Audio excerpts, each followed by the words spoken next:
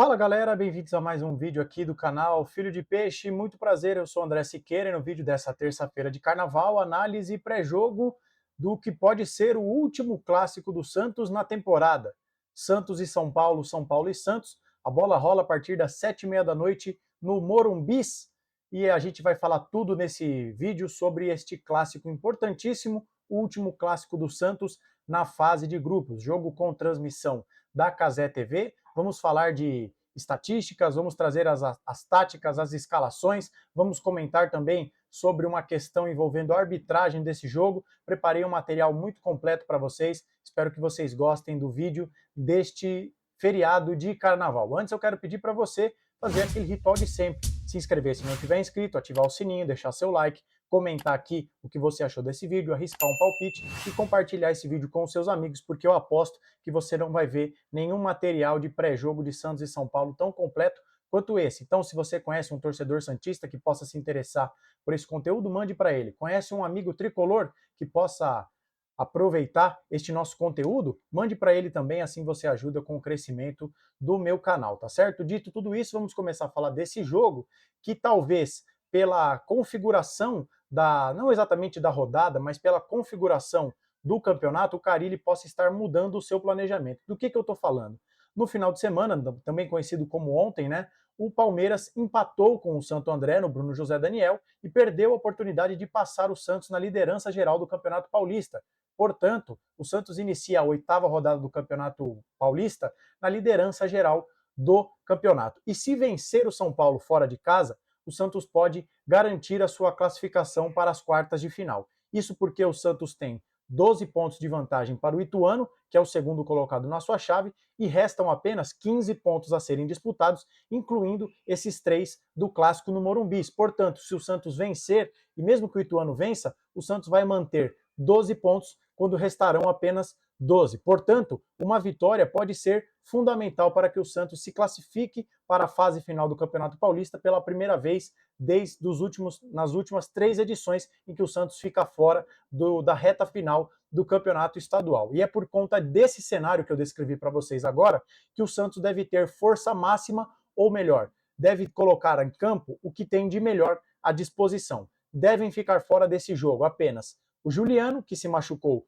contra o Palmeiras e não voltou ainda, e o Casares, segundo informação do portal De Olho no Peixe, né, do site do pessoal do De Olho no Peixe, minutos antes de eu sentar para gravar esse vídeo, o Casares segue fora. Em contrapartida, Felipe Jonathan e Júlio Furt se juntaram à delegação santista e o Santos devem ter esses 2 jogadores à disposição, tá bom? O São Paulo também tem alguns desfalques, como é o caso do Wellington Rato, que teve uma lesão confirmada também, e o Lucas ainda está fora, assim como o Rafinha, capitão do time. Nesses lugares devem jogar o Eric, recém-contratado, o Galopo no lugar do Lucas e o Moreira no lugar do Rafinha. Mas a gente já vai falar dos campinhos, antes eu quero falar da arbitragem, que talvez seja o ponto mais polêmico desse jogo. Se você não sabe, foi escalado para a partida desta quarta-feira a senhorita Edna Alves Batista.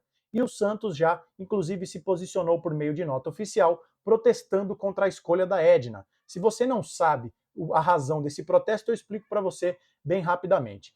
A Edna Batista, se eu não me engano, no Paulistão de 2021, num jogo em que o Santos perde para o São Paulo na Vila Belmiro de 3-0, deixou de marcar 2 pênaltis para o Santos que a própria Federação Paulista de Futebol reconheceu que deveriam ser marcados. E mesmo assim, a Edna tendo sido punida, né, tendo até ficado um tempo na geladeira em razão de erros, ela volta a apitar um jogo do Santos contra o São Paulo. Uma escolha inaceitável e inacreditável da Federação Paulista de Futebol. E antes que alguém diga que é preconceito, machismo ou qualquer coisa do tipo, estamos tratando apenas de fatos. Foram erros reconhecidos pela Federação Paulista de Futebol. E se a Federação Paulista não quer que paire suspeição sobre as suas escolhas, ela deveria se lembrar daquele famoso ditado sobre a mulher de César. A mulher de César não deve apenas ser honesta, ela deve também parecer honesta. E quando a Federação Paulista de Futebol, dentro de um rol infinito de árbitros à disposição, coloca para apitar um clássico, escolhe esta senhorita para apitar um clássico, ela no mínimo traz para si um holofote que não deveria ser dela, e sim do espetáculo, a partida a ser disputada pelos 22 atletas que estarão em campo. Mas então torçamos para que a Edna faça uma arbitragem justa e que ela não roube a cena mais uma vez num clássico envolvendo Santos e São Paulo. Dito tudo isso, eu quero começar a trazer o material tático, o material dos campinhos que eu preparei para vocês. Esse vídeo vai ter alguns cortes para a gente separar por blocos algumas coisas que eu quero passar para vocês. Mas antes, a gente vai começar com os campinhos, com as prováveis escalações, e a gente vai fazer um pequeno corte então já para trazer as prováveis escalações para vocês. O Santos, como eu disse, deve ir a campo com João Paulo, Aderlan, Gil, Joaquim e Felipe Jonathan, João Schmidt, Pituca e Nonato no lugar de Casares, Guilherme, Otero e o Imperador Furt. O São Paulo de Thiago Carpini, por sua vez, deve jogar o clássico no Morumbi com Rafael, Moreira, Arboleda, Diego Costa e Wellington, Pablo Maia, Alisson e Luciano, Eric, Galopo e Caleri, tá bom? E para falar desse jogo, eu quero começar mostrando para você, torcedor do Santos, para você que é inscrito aqui no meu canal, algumas características desse time do São Paulo. Eu preparei alguns materiais para vocês e a partir de agora a gente vai começar falando sobre a saída de bola do São Paulo. Como começa a fase de ataque o time do São Paulo. Eu vou colocar para vocês então agora na tela, né, depois desse pequeno corte, algumas imagens da saída de bola do São Paulo. Assim como o Santos, como vocês podem ver nessa sequência de imagens que vai entrar na tela para vocês, em alguns jogos do São Paulo no Campeonato Paulista, também é um time que faz a famosa saída de três. Só que aí há algumas variações, tá? Às vezes, quando o Rafinha joga, o Rafinha é um desses laterais que fica preso, tal qual o Aderlan fica na saída de bola do Santos, mas em alguns jogos quem desce para ajudar nessa construção é o Alisson. Foi assim, por exemplo, que o Thiago Carpini tentou escapar da pressão do Palmeiras na Supercopa do Rei. O Palmeiras estava encaixotando a saída de bola do São Paulo, com isso o Carpini liberou o Rafinha e o Alisson desceu para fazer essa saída de bola. Mas nessas imagens que eu mostrei para vocês, fica nítido como o São Paulo também usa esse recurso de ter uma saída de três, tá bom? E aí, voltando aqui para mim, outra característica importante desse time do São Paulo é a seguinte: jogo pelos corredores laterais, pelas famosas beiradas de campo, tá bom? Eu vou passar para os campinhos para vocês agora, para mostrar para vocês algumas dinâmicas. Tem a concentração dos jogadores pelos lados do campo e também tem uma outra dinâmica envolvendo o Caleri, seja na bola por cima, seja na bola por baixo. A primeira coisa que eu quero mostrar para vocês é esse recurso do São Paulo na bola longa, quase sempre lançada pelo Arboleda, um dos zagueiros do time do São Paulo. Nessa movimentação, aqui no campinho a gente está simulando o Santos na fase defensiva e o São Paulo fazendo a saída de três. Uma das coisas que o São Paulo faz é a seguinte: os jogadores da linha de defesa, eles baixam e vão atrair a marcação do time do Santos, né, do time adversário, para que esses jogadores comecem a sair, buscando sempre um encaixe, e aí essa bola é lançada para o Caleri, e são duas alternativas, ou para que ele escore essa bola, ou para que ele dispute essa bola nas costas do zagueiro. Basta lembrar, por exemplo, do gol do São Paulo contra o Corinthians, no jogo em que caiu o tabu de 10 anos sem vitória na Neoquímica Arena. É uma bola que sai nas costas do Félix Torres, e o Caleri, que tem essa imposição física, ganha do zagueiro e faz o gol. Mas contra o Palmeiras, por exemplo, no jogo da Supercopa do Brasil, algumas vezes o Arboleda buscou o Caleri aqui no pivô. Para quê? Nesse momento, algum dos jogadores do São Paulo faz essa ultrapassagem para apostar a corrida contra os zagueiros adversários. O Santos vai precisar ter atenção com o seguinte: o que eu imagino? Até pelo porte do Joaquim, eu imagino que quem vai sair para fazer essa caça ao Caleri é o próprio Joaquim, que é um jogador que tem físico, que tem essa bola aérea muito forte. Mas era assim que o Joaquim fazia no ano passado. Era ele o responsável por pegar o pivô do time adversário. Mas nesse jogo, eu deixaria o Gil justamente para que o Joaquim possa fazer essa cobertura dos dois lados, caso o São Paulo, o Caleri, ou escorando essa bola para o Luciano, para evitar, para que o Santos possa ter essa cobertura dos dois lados no eventual facão do São Paulo. Então, essa é uma coisa importantíssima que o Santos precisa ter atenção. Essa bola nas costas, seja ela lançada lá de trás, ou então essa infiltração pelo meio a partir do pivô do Caleri.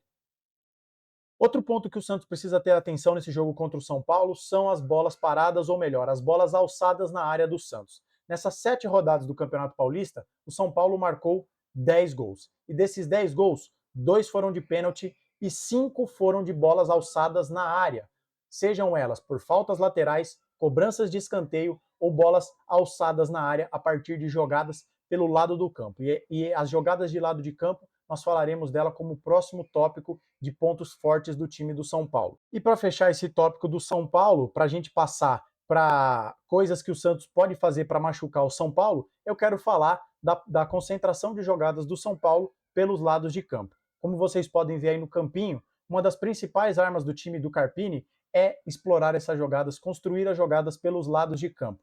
Como eles fazem isso? Tentando ter superioridade numérica na região da bola. Então, reparem aqui neste exemplo hipotético que a gente está fazendo a partir de uma saída de 3 do São Paulo, em que eles conseguem chegar no nosso campo de ataque, é todo o time do São Paulo balançando para um lado da bola. Então aqui, ó, vocês reparem quantos jogadores tem por aqui. E qual que é o objetivo dessa movimentação do São Paulo? São dois. Tentar, por algum desencaixe de marcação, pegar o Santos com inferioridade numérica na zona da bola, mas também isso aqui que eu vou mostrar para vocês. A bola, o São Paulo faz uma trama por aqui e inverte essa bola do outro lado para pegar, se não com o lateral, o jogador do outro lado numa situação de mano a mano. Então você atrai a parte do time do Santos para o campo e inverte essa bola para o outro lado do campo para pegar no outro corredor em situação de mano a mano, que quase sempre é um prejuízo para a defesa. Então o Santos vai precisar aqui de duas coisas, e a gente vai voltar nesse tópico quando a gente for falar do contra-ataque do Santos. Mas o Santos vai precisar de uma inteligente recomposição dos dois lados, o Guilherme e o Otero ajudando, mas principalmente que os volantes do Santos joguem lado a lado, Pituca e João Schmidt, para que eles possam evitar que o São Paulo tenha por dentro, né, saindo do corredor para dentro, essa vantagem numérica para criar as jogadas de perigo do São Paulo. Então agora que a gente esmiuçou tudo que o São Paulo pode fazer de perigoso contra o Santos, a gente vai começar a falar de como o Santos pode machucar o São Paulo. Mas antes eu quero pedir para você deixar o seu like. Tá gostando? Olha que vídeo completo que eu estou trazendo para vocês, com um verdadeiro raio-x desse clássico contra o São Paulo. Já vai deixando o seu like aí, para que assim você ajuda no impulsionamento, na divulgação desse vídeo. Então mais um rápido corte nesse vídeo e a gente vai falar agora do que o Santos pode fazer para machucar o São Paulo e tentar sair do Morumbis com 3 pontos. Eu quero começar mostrando para vocês o ponto que eu acho mais vulnerável do São Paulo, que o Santos pode se aproveitar. No estudo que eu faço, vendo todos os jogos, eu notei uma coisa que é importantíssimo que o Santos faça. E qual é? Aproveitar um espaço causado, um espaço que existe entre o lateral do São Paulo ou o zagueiro que joga mais aberto, quando, às vezes em que o São Paulo jogou com 3 zagueiros, e um desses zagueiros. Então, o espaço que fica entre o lateral e o zagueiro. Por que eu estou falando isso? Uma coisa que a gente pode observar no time do São Paulo é que algumas vezes os zagueiros, né, a linha de defesa, ela é desmontada porque o São Paulo gosta de fazer a marcação por encaixe, são perseguições individuais ao longo do campo. Então, a primeira imagem que eu vou passar para vocês é do jogo contra a Portuguesa no Morumbis. Numa escapada da Portuguesa, vocês vão ver que o lateral direito do São Paulo, o Igor Vinícius, ele sai da linha de defesa, ele salta uma linha para marcar um jogador da Portuguesa e esse jogador acha um passe nas costas. Entra a próxima imagem para vocês. Reparem como o Arboleda vai sair da linha de defesa como um ato sequente a esse salto de marcação do Igor Vinícius e olhem o espaço que é criado entre ele e o Alan Franco, zagueiro. Nessa hora, havia uma oportunidade da Portuguesa infiltrar. Mas não é só isso. Outras imagens aí para vocês, como no jogo contra o Mirassol, de novo, nesse jogo o São Paulo jogou com uma linha de 3, salvo engano, e neste lance que eu separo para vocês, o jogador do Mirassol, mais uma vez, está infiltrando nesse espaço que fica pelos lados do campo. Então, mais uma vez, vocês reparam aí que tem uma distância entre esses dois jogadores, em que há uma possibilidade de fazer uma infiltração para criar uma jogada na linha de fundo, no terço final do campo. E mais uma vez, recorrendo ao jogo da Supercopa contra o Palmeiras, reparem agora como um dos últimos lances do jogo, o Gabriel Menino, mais uma vez, faz essa leitura e entra nesse espaço que fica aberto, que fica deixado para o São Paulo no seu sistema defensivo. O Gabriel Menino é lançado pelo Mike, ele domina, faz uma jogada individual e quase consegue finalizar. Então esse é o principal ponto que o Santos pode levar vantagem, tá? Então explorar esse espaço que o São Paulo deixa nessas mini perseguições individuais com infiltrações. O Santos vai precisar ser muito inteligente para isso. E como fazer isso? Vamos recorrer de novo aos campinhos? Vou trazer um exemplo visual para vocês. Nesse exemplo que eu quero trazer para vocês, eu quero propor uma coisa. A gente tem visto o Pituca geralmente jogar um pouco mais avançado, mas nesse jogo é fundamental que ele fique perto do João Schmidt para que o Santos tenha a possibilidade, por exemplo, do Felipe Jonathan fazer uma dobradinha com o Guilherme. Imaginemos uma situação em que o Santos consegue escapar da linha de marcação do São Paulo e acha essa bola para o Guilherme.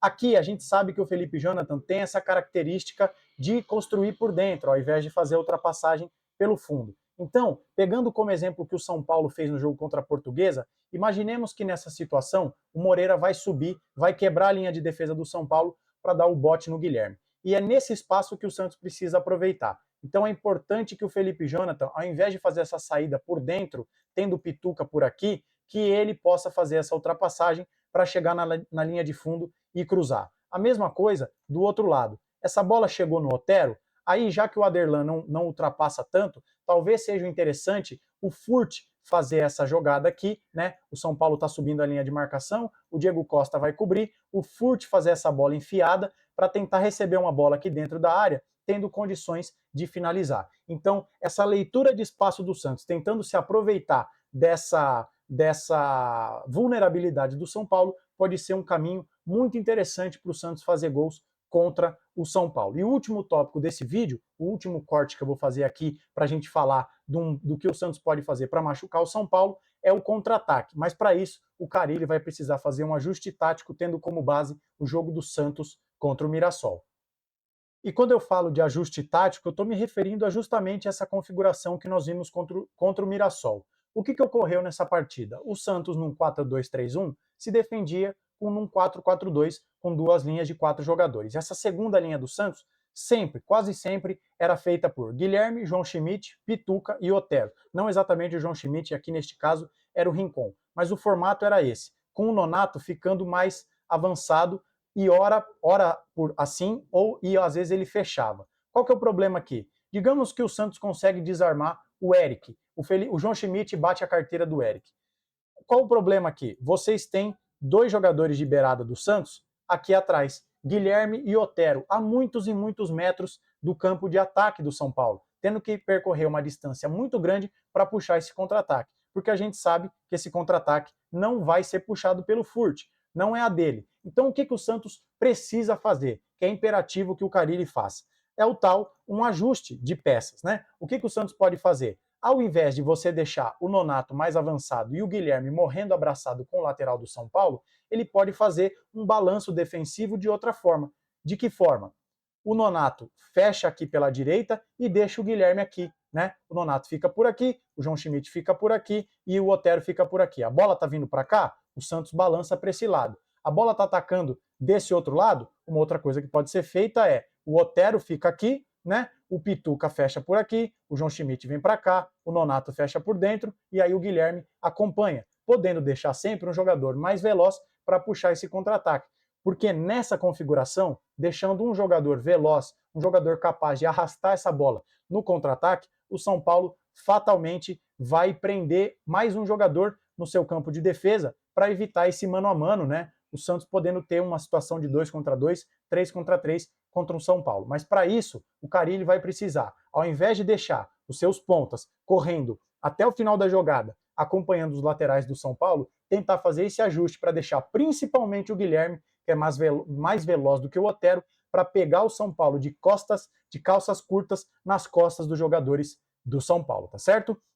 Então, voltando aqui para mim, esse é o material que eu preparei para vocês com bastante profundidade para a gente falar dos pontos fortes do São Paulo, dos pontos fracos do São Paulo, o que o Santos precisa fazer em termos táticos para tentar surpreender o time do São Paulo dentro do Morumbi. Lembrando, é um jogo que vale a classificação antecipada para o Santos e que pode ser o último clássico do Peixe na temporada. Por conta de tudo isso, é um jogo muito importante que o Santos precisa entrar com a melhor postura possível para tentar somar 3 pontos, se classificar e ter uma atuação convincente para o seu torcedor. A gente volta amanhã com a live pós-jogo assim que acabar a partida e a gente espera que seja com uma vitória do Peixão. Gostou desse vídeo? Ficou até o final dele? Obrigado pela sua audiência, deixa o seu like, comente aqui o que você achou desse vídeo, não esqueça de compartilhar esta gravação com seus amigos e a gente volta amanhã então com a nossa live pós-jogo, mas eu conto com o seu engajamento, com a sua participação para crescer cada vez mais. Estamos indo rumo aos 5.000 inscritos. Nos vemos no próximo vídeo, um abraço a todos e até a próxima.